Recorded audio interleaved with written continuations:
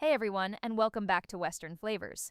Before we get into our new episode, let's recap the powerful and healing events from our last story. We saw a tense family dinner lead to a crucial heart-to-heart conversation between Ty and his stepfather, Wade, where they finally mended their fractured relationship. This was followed by a joyous, chaotic pillow fight with the Heartland women. The story ended on a beautiful, romantic note as Ty, finally free from the ghosts of his past, playfully scooped up Amy and carried her to their bedroom, truly home for the first time. If you missed that incredible emotional story, the full playlist is linked for you in the description below. If you're enjoying this new season, please take a second to hit that like button and be sure to subscribe so you never miss a chapter. Now today, we see what happens on the peaceful, happy morning after that pivotal night. The morning after was quiet, but it was a different kind of quiet. It was not the tense, watchful silence of a family navigating a minefield of trauma. It was a soft, gentle, and deeply peaceful quiet, the kind that only comes after a long and violent storm has finally passed. The sun streamed through the windows of the Heartland house, its golden light seeming to bless every corner of the old familiar rooms. The air itself felt lighter, cleaner, as if the entire house had taken a deep, cleansing breath. In the master bedroom, Amy woke slowly, a contented, lazy smile on her face. She was nestled in the warm, strong embrace of her husband, his steady breathing a soothing, rhythmic lullaby against her ear. For the first time in 4 long, agonizing years, she had woken up not just in her own bed, but in her own home, in the arms of the man who was the undisputed and irreplaceable center of her entire universe. The feeling was so profound, so perfect, so deeply and beautifully right, that it brought tears of pure, unadulterated gratitude to her eyes. She lay there for a long time, just savoring the moment, imprinting the feeling of his solid, living presence on her soul. The journey had been a nightmare, a long, dark, and terrifying odyssey through the very heart of grief and loss. But they had made it. They were on the other side. And the future, which had once been a bleak, empty, and terrifying expanse, was now a beautiful, sun-drenched landscape of infinite possibility. A soft knock on the door, followed by a small, high-pitched voice, finally broke the sacred, peaceful spell. "Mommy, Daddy, are you awake? Grandma Lily says breakfast is almost ready." Amy and Ty exchanged a sleepy, amused, and deeply loving look. They had been so lost in their own quiet world that they had completely forgotten they had house guests. Ty leaned in and gave Amy a slow, lingering kiss, a kiss of a husband who has all the time in the world. I guess that's our cue. I guess so. She said, her own voice a happy, contented murmur. They came downstairs a few minutes later to a scene of pure domestic bliss. Lily and Lindy were in the kitchen, a grandmother and a granddaughter, their heads bent close together as they worked as a team. Lindy, standing on a stool, was diligently whisking a bowl of pancake batter, her small face a mask of intense concentration. And Lily, a woman who had, just the night before, been a fragile, almost broken figure, was a picture of serene, gentle happiness. The haunted, fearful look in her eyes was gone, replaced by a soft, warm, and deeply loving light as she watched her granddaughter. She was not just a grieving mother anymore, she was a grandmother. And in that simple, beautiful, and profound new role, she seemed to have found a new and powerful anchor for her own healing heart. The breakfast that followed was a loud, happy, and chaotic affair. It was a celebration, not of a grand, miraculous event, but of the small, ordinary, and deeply precious moments that, when woven together, create the beautiful, resilient tapestry of a family. They were all there: Ty, Amy, Lindy, Jack, Lisa, Lou, and a visiting Tim and Caleb. And for the first time since his return, Ty was not the center of the story. He was not the ghost, not the miracle, not the man with a dark and mysterious past. He was just Ty, a husband, a father, a son, a friend, a simple, beautiful, and completely ordinary part of a big, noisy, and deeply loving family. And it was the most wonderful feeling in the world. The happy, chaotic energy of the family breakfast eventually settled into a quiet, contented hum. Jack and Tim disappeared to deal with a problem with one of the fences, their easy, familiar bickering a comforting, nostalgic sound. Lou, after a final, loving hug for her sister, swept out of the house and back to her own busy world at the Dude Ranch. And Ty and Amy, their hands finding each other in a quiet, unconscious gesture of their renewed partnership, went to the barn, falling back into the simple, beautiful rhythm of their shared work with the horses. This left an unusual and deeply welcome quiet in the main house. And in that quiet, a new and very special relationship was beginning to bloom. Lily, her heart no longer consumed by the frantic, desperate fear of losing her son all over again, was finally able to turn her full, loving attention to the beautiful, brilliant granddaughter she barely knew. The scene shifts to the warm, sun-drenched Heartland kitchen, a place that has always been the true heart of the family. The air is thick with the sweet, comforting scent of melting butter and sugar. Lily and Lindy, two heads bent close together, a study in a shared blonde-haired lineage, are in the middle of a very serious and very messy project: baking cookies. Lily, a woman who had for so long been a fragile, almost broken figure, was a picture of serene, gentle happiness. She was not a grieving mother anymore. She was a grandmother, and in that simple, beautiful, and profound new role, she seemed to have found a new and powerful anchor for her own healing heart. She was a natural, her movements patient and sure as she showed Lindy the secrets of her own mother's famous sugar cookie recipe. See, the trick is to not add all the flour at once. You have to add it slowly. It makes the cookies light. Your daddy always said they tasted like clouds. Lindy giggled, a dusting of flour on her nose, her small hands diligently stirring the thick, sweet batter. Did Daddy like cookies? Did he like cookies? Lily laughed, a warm, genuine sound that was a beautiful, welcome melody in the quiet kitchen. Oh, honey, your daddy didn't just like cookies. He was a cookie monster. When he was about your age, I baked a batch just like this for a bake sale at his school, and I made the mistake of leaving them on the counter to cool. When I came back, the entire plate, 24 cookies, was gone, and there was your father, hiding under the kitchen table with chocolate smudged all over his face, looking as innocent as an angel. The story was a simple, beautiful gift. It was a piece of her father that Lindy had never known, a story that was not about a hero or a ghost or a sad, lost man. It was a story about a little boy who loved cookies. It made him real. As they worked, rolling out the dough and cutting it into shapes of horses and stars, Lily continued to tell stories. She spoke of Ty as a mischievous, adventurous, and deeply sensitive boy. She told Lindy about his secret childhood love for a stray dog he had hidden in his closet for a week. She told her about his surprising and deeply hidden artistic talent of the beautiful, intricate drawings he used to make when he thought no one was looking. She was not just sharing memories, she was painting a portrait. She was giving her granddaughter the precious, priceless gift of her own father's history, a history that was not defined by his loss, but by the beautiful, vibrant, and sometimes silly details of his life. Later, their baking complete, they moved to the living room. Lindy, her heart now full of a new and deeply personal understanding of her own father, was the one who led the way. She went to the memory box that she and her mother had made, and with a quiet, reverent care, she brought it to her grandmother. Mommy and I made this. It has all of Daddy's stories in it. Lily's eyes filled with tears as Lindy opened the box and showed her the treasures inside. She picked up the worn, leather-bound book of poetry, her fingers tracing the title. Oh my, Mary Oliver! I gave him this book for his 16th birthday. I never knew if he actually read it. He did. He underlined all his favorite parts. Mommy read one to me. It was about being married to amazement. Lily just shook her head, a slow, watery, and deeply proud smile on her face.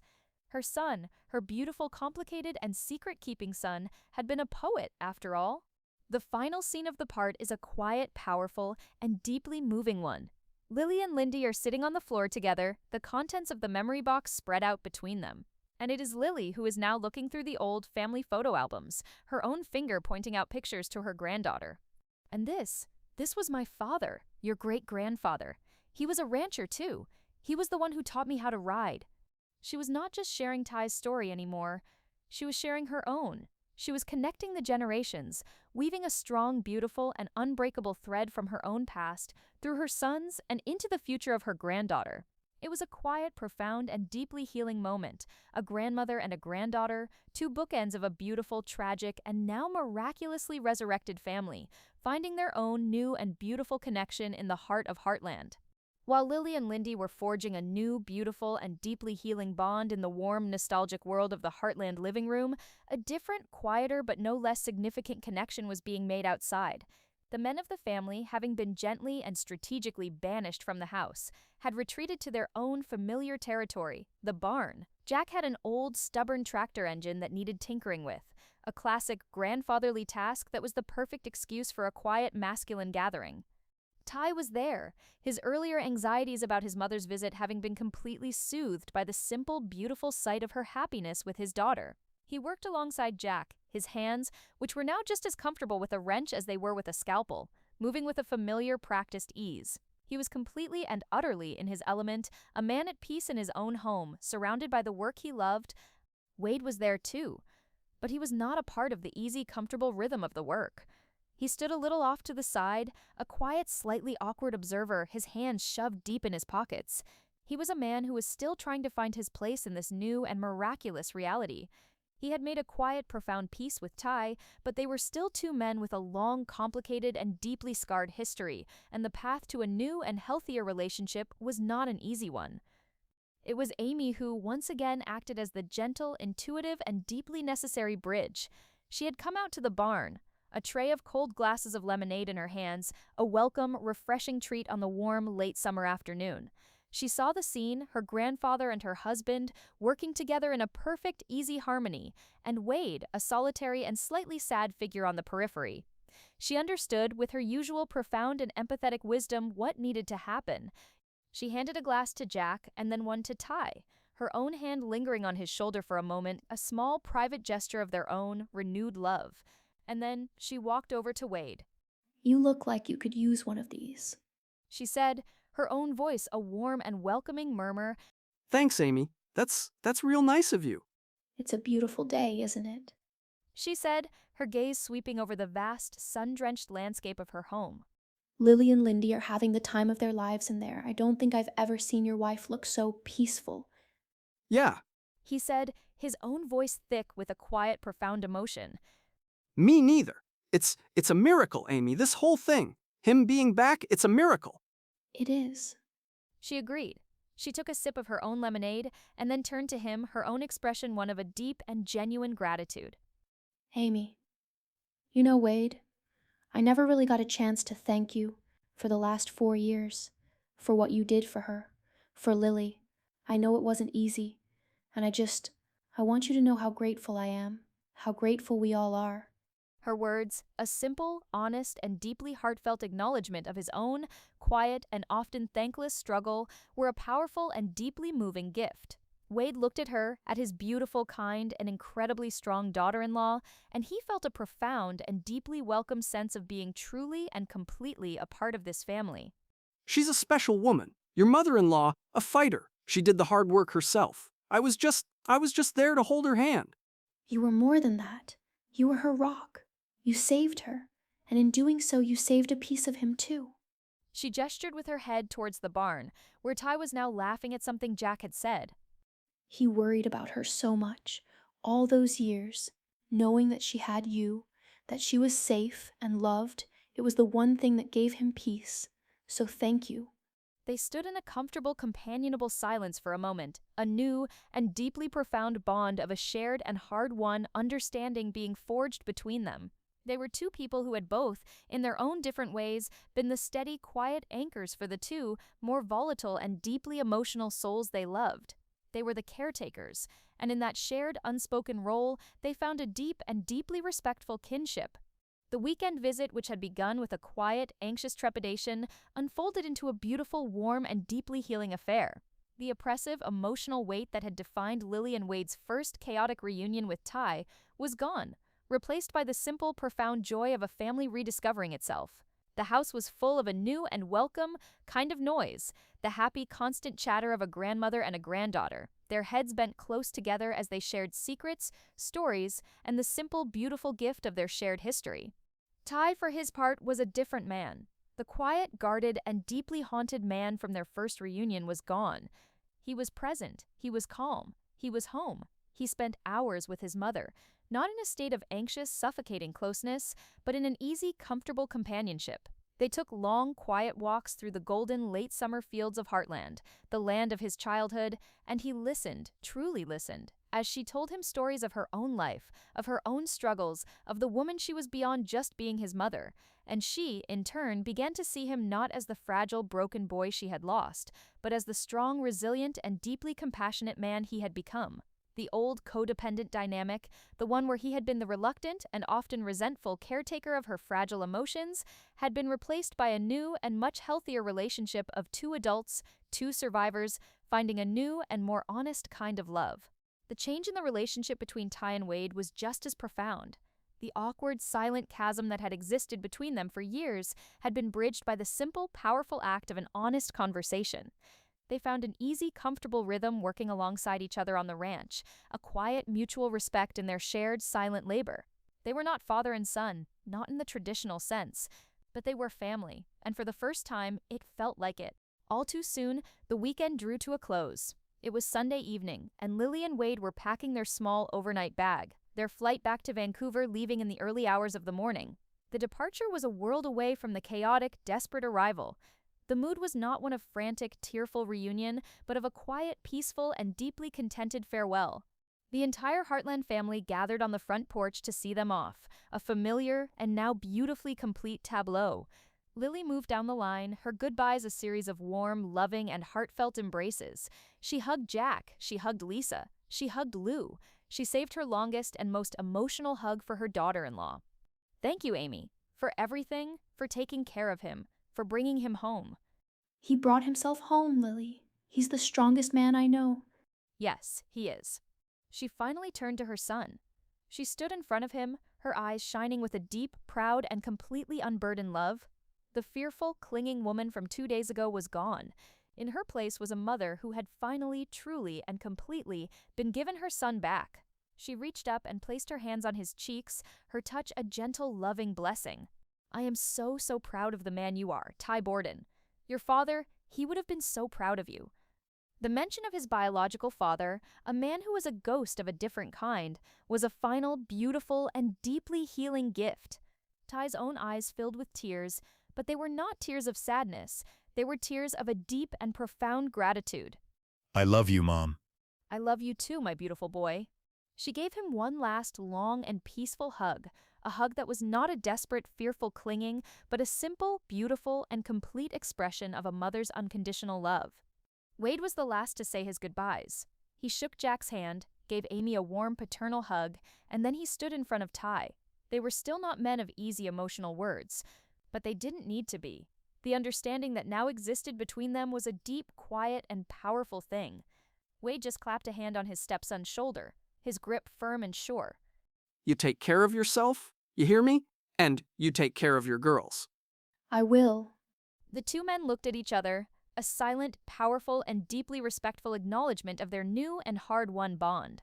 And then they were gone. The rental truck rumbled down the long gravel driveway, a single final wave from the window, and then they disappeared into the vast, dark, and peaceful landscape of the Alberta night. The red taillights of Lily and Wade's rental truck disappeared down the long, dark driveway, leaving a profound and deeply peaceful silence in their wake. The Heartland family stood on the porch for a long moment, a collection of quiet, thoughtful figures in the cool night air. The weekend, which had started with a nervous, uncertain energy, had ended in a state of profound and deeply healing resolution. The last, most broken piece of their scattered family had been gently, lovingly, and successfully pieced back together.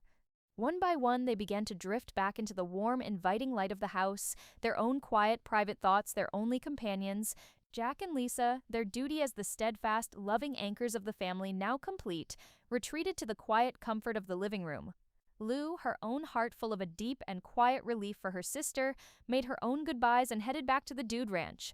And Lindy, who had been allowed to stay up late to say goodbye to her grandmother, was already half asleep on her feet. Amy gently took her daughter's hand.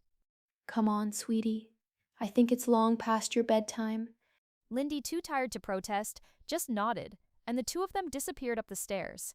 Ty was left alone on the porch. He stood with his hands on the familiar, worn wood of the railing and looked out at the vast, dark, and peaceful landscape of his home. He took a deep, clean breath of the cool, pine-scented Alberta night air, and he felt a sense of a profound and final release. He had been so worried about his mother's visit, so terrified of the emotional storm it might unleash, but the reality had been something else entirely. It had been quiet, it had been healing, and it had been, in its own strange and beautiful way, a gift. He had not just been reunited with his mother, he had been given a new and much healthier relationship with her. And he had, against all odds, forged a new and deeply respectful bond with the man who was her husband. The ghosts of his own complicated and painful past had been, for the most part, finally laid to rest. He heard the soft creak of the screen door behind him and turned. Amy was there, a quiet, loving smile on her face. She had put Lindy to bed and had come back for him. She came and stood beside him at the railing, her shoulder brushing against his, a simple, comfortable, and deeply intimate gesture. You okay? Yeah, He said, his own voice a low, quiet murmur, full of a deep and contented peace. yeah, I really am. They stood in a comfortable, companionable silence for a long time, their gazes fixed on the brilliant, star-dusted canvas of the night sky. The last of the emotional, chaotic, and necessary work of his return was finally, truly, and completely done. All the reunions had been had, all the immediate, painful wounds had been tended to. And now, for the first time, there was nothing left for them to do but to simply be a husband and a wife, a family, a partnership, with the whole of their new and hard-won future stretching out before them. He turned to her, a playful, mischievous, and deeply loving glint in his eye, a look she had not seen in 4 long years, but a look she knew as well as her own heart. So, the house is quiet. The kid is asleep. The in-laws are gone. Yep, She said, a matching playful smile on her own face. looks that way. What do you say we go to bed? He asked, his voice a low, romantic growl. But before she could answer, he scooped her up into his arms, her own surprised shriek of laughter echoing in the quiet night air. Ty, put me down. You'll wake everyone up. Not a chance. He whispered, his lips close to her ear. You and me, Mrs. Borden. We have about 4 years of lost time to make up for, and we're starting right now. He carried her, a laughing, willing captive, across the threshold of the Heartland house, kicking the door gently shut behind them, leaving the quiet, watchful, and deeply peaceful night to stand guard over the home that was, finally, truly, and completely whole again.